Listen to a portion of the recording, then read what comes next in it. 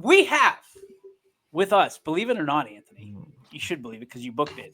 A coach who is still kicking, baby. His team, they listen. There's a lot of people that jumped off the bandwagon for South Range there for a minute. They're back. They're back, and they are better than ever. And they are playing Norway tomorrow night, 7 p.m. in Cleveland Heights. We will be there, thanks to the good folks at Vantage Financial. At this time, we bring in the YSN All-Star Coach, ladies and gentlemen, Pat Carden. I have to set the tone here, Coach, and tell you I cannot fluff your feathers this time because I'm not getting any fights with any other opposing coaches. So this is going to be all serious. I almost wore a suit today to let you know that this is going to be all Coach business Fish style. No cowboy hat, apparently. No cowboy hat, no boots. That was the line in the sand, the cowboy hat. Coach, congratulations. What an outstanding year you had so far, and obviously still going. For you, it got a little turbulent there for a minute, but you guys were able to fly through it and stay true to who you are as a basketball team. What was going on during those couple games, those 3 games that you're sitting there and you're like, okay, this is not who we are? What conversations were had? Did you say anything at all, I guess? And then, how did you kind of fly throughout that storm? Yeah, we had to put it behind us. It was a tough last stretch of the NE8 for us. We did a lot of great things in the season and then kind of fell apart there in the final 3 games. So we just had to tell our guys to put it behind them, and credit to them. They did a fantastic job of doing that. I think maybe as coaches, maybe we hyped it up a little bit too much, put a little bit too much pressure on them. And, you could tell definitely in the Niles and the Girard game back to back, we definitely played tight, intense, and, not like ourselves. Like, we're normally out there, we're running, we're playing free, having fun. We weren't doing that for those 2 games. Coach, we talked to Graham a couple of weeks ago about the style that you guys play and how much he just enjoys playing that loose basketball. And I'm sure all the other players enjoy playing that kind of freestyle where they're able to run and run and gun almost. How much have you seen the players really buy into the style of basketball that you want to play at South Range? Yeah, they've really bought in. When we came in, I think the season before they averaged about 47, 48 points a game, somewhere in that range. We really talked about how we want to be above 60. Last year we ended right about 59. This year we're up to 63.9 right now. So you could tell that they're definitely buying in, and we give the kids a ton of freedom. And I think you see that throughout the game. They make some crazy plays, some crazy passes. We want them to have fun with it. We want them to play fast, play free. And, they're doing just a fantastic job. And, our defense isn't really lapping too much with that. So that's the other part of it, right? You want to play fast, but you also got to defend. And our defense is kind of what we're hanging our hat on. It's been the best thing for us all year. And when we're right defensively, our offense really gets going. And, we're a tough team. You mentioned it. Your offense gets going. It's been going, dude. 53 points and a half. 2 weeks ago, something like that. I looked at Tom Titus and I was like, I've never seen South Range do anything like this. Do you even look at the scoreboard anymore? Have you told your guys don't look at the scoreboard, just keep being yourself? Because it feels like after that Salem game, you have really been the tip of the spear for these guys and really telling them just, a lot more communication out there. Obviously, it's always good when your star player, Luke Rowan, is hitting the shots like he has been. Congratulations to Luke on the 1,000-point threshold there. But, man, I'll tell you what, that Salem game, it just felt like you guys came in with the black cowboy hats on, as opposed to the white ones. Yeah, we really that Salem game, we shot the ball extremely well. That's always going to help. I think we had 14 threes in that game. The Heartland Christian game, we had 13 threes. So anytime you shoot like that, it's just you're going to be a really tough beat. It doesn't matter what your record is. If you're going to put the ball in the hoop that many times from 3-point range, you're having a good night. But we're trying to tell our guys to stay focused and really working on correcting us and fixing us and finding ways that we could just fine tune and, geared up for these final games here coming down the stretch. And, we want to be hitting our stride, playing our best basketball, and making sure that we're not slipping up in any way that's, going to get us off that path. Coach DJ brought up Luke Rowan, and this has been a real transformative year for him. He's always been a good scorer, always been a good shooter, but now, I mean, he's really a good on-ball defender. He's worked hard for that. He drives a lot more this year. He's not relying just on the three-pointer to score, and that's something that you guys needed coming into this year because you lost players like Landon Moore, like Dylan Turvey, that were really good at driving the ball to the hoop. Talk about what you've seen from Luke and how much work he put in to really become a full-rounded player for his team when he knew they needed it the most this year. Yeah, Luke stepped up in a huge way this year. We were expecting a big season from him, and I think he's even kind of surpassed our expectations of what he can do. The way he's driving the ball really adds a different element to his game that makes him extremely hard to guard, because now not only can he shoot it, but he can also drive it right past you. And when he's driving, he sees the floor really well. He gets his teammates. He has a fair number of assists too. Then on the defensive end, he's defending, he's rebounding, he's blocking shots. He had 8 blocks in that Heartland Christian game, so that was a record. He broke the single season block record that we have here. So he's doing a lot of great things offensively and defensively. And he's taking his team to new heights. You walk into a gym tomorrow, a neutral site against a Norwayne team that only has 2 losses on the season. I mean, when you're looking at tape on them, what are you looking for? What do you feel are your strengths against their weaknesses, and vice versa? What do you have to battle against to make sure that they don't expose? I think a big key for us is going to be handling the basketball. They press for 32 minutes. They have some big, athletic, fast, strong defenders. But so do we. So I think we play a very similar style of basketball as what they do. These are 2 teams that want to get up and down. They want to defend. They're going to defend really hard. I think it's going to be a fun game. It's going to be an energetic game. And I'm just hoping that we come out on top. This is the 3rd straight year that these seniors have made it to the district final. And we're really hoping to get that first one in school history. Yeah, you said a 3rd straight crack at it, so experience at this stage is not going to be an issue. How much do you think you're going to lean on these guys that have been there and done that at this stage in a championship game and kind of know what that feels like to be under the big lights? I tell our guys all the time, it's not even just about the basketball. You've seen the success they've had in football. They've been in state championship games. They've won state championship games in football. They were in a state semifinal this year. They have a ton of success in baseball, a ton of success in track. They're in big games in every sport. And basketball is no different right now. We're having a ton of success. Like I said, 3 straight. And these are guys that have played a lot of minutes for us over the last 3 years.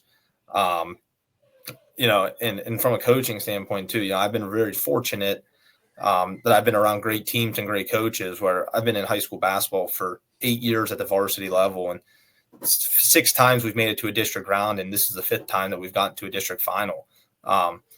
So I think, it's not new territory for us, for players and for coaches. And our guys have done a great job preparing the whole tournament run here, taking it every step of the way, really locking in practice, focusing on scouting reports, player personnel and things like that. And, I think that they've done a lot of great things and put themselves in a position where, they could come out on top on Saturday. I mean, I know it's not a big deal for these guys because they're seemingly in district championships and everything they play, like you alluded to. But for you, I know you get nervous whether it's a district final game or whether it's a pickup game, or a scrimmage at the beginning of the year. What things are you going to have to do to kind of calm your mind down and sleep tonight before it all comes to fruition tomorrow at 7 p.m.? Yeah, I don't think I'm going to have too hard of a time sleeping tonight. I'm exhausted right now. I've been kind of going nonstop here. We always tell our guys the season's a marathon, not a sprint. Well, the tournament's the complete opposite. It's a sprint, not a marathon. So as soon as we won the other night, it's been nonstop Norwayne prep since then. We're just kind of finishing it up now, putting our final touches on our scouting report and, getting ready for practice today. But, you got to sleep tonight and you're going to wake up tomorrow. We're waking our guys up tomorrow, getting them into school, do a little bit of film in the morning. That's one thing that I don't think we did particularly well this season was we didn't perform well on days that we didn't have school. So coming down the stretch when the tournament was starting, we started getting these guys up, getting them in the gym, making them just move for about an hour, kind of get their day going, so that when they did come in, they were in a little bit of a routine, and they're going to be ready to go, I think. And they've. I say it all the time. They're warriors. They want to come out. They want to compete, and I know they're going to do that tomorrow, and they're going to have their best foot forward. You have a couple of teachers on that bench. Maybe you should take them through just a faux class. That way they feel like they're in school. I mean, the principal too pretty well, right? Tell him to pull a few strings for you. Yeah, maybe get them in there, get them in like detention or something there. Coach, I know in a all few of them that seriousness, could probably use it. Coach, in all seriousness, I want to talk about your staff. It's steadily grown over the season. You've been able to add a couple of people. TJ Irons has been on the bench for the last couple of weeks for you. What's it been like to have this staff of just excellent coaches? I see how hard this whole staff works for the excellence of this team. You've added to it from last year, and it's even, I think, a stronger staff than last year. So talk about what that has meant throughout the season. I've been blessed with great coaches around me, my entire coaching career, and it's no different as a head coach. We got Adam Wary and Drew Clark, who are two really young guys who do a great job with our younger players, our freshmen, our sophomores. But they do also a great job at the varsity level. They played a ton of games when I was an assistant at Springfield. They played a ton of games for us, big games, district finals, regional finals. So they know what our preparation is like, and they've been a great job. Coach Geezy's in the building, so he's there every day. He's there to get practice started.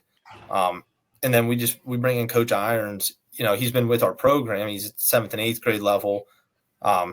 Just kind of asked him to come on over when their season was over, to add another voice that the kids know, the kids recognize he cares a ton about them. He was their head coach for 3/4 of a season, took them to a district final. So just adding him in it. And then we have a couple other guys, behind the scenes that are helping out as well, that their support and their help is just instrumental. And, our guys see that and they understand. I had some coaches, Coach Hannon and Coach French, helping me out with some film work here. Like you said, Norway, we just found out 2 days ago that's what we're playing. And, you got to get in. You're trying to break down 10, 15 films in a matter of 2 days. So the more eyes and ears you can get on it and more ideas, it's just been – I've had so much help. And, these guys care about this program and they want to see this team succeed. All right, I know that your staff has a great chemistry. Your team, obviously, with great chemistry.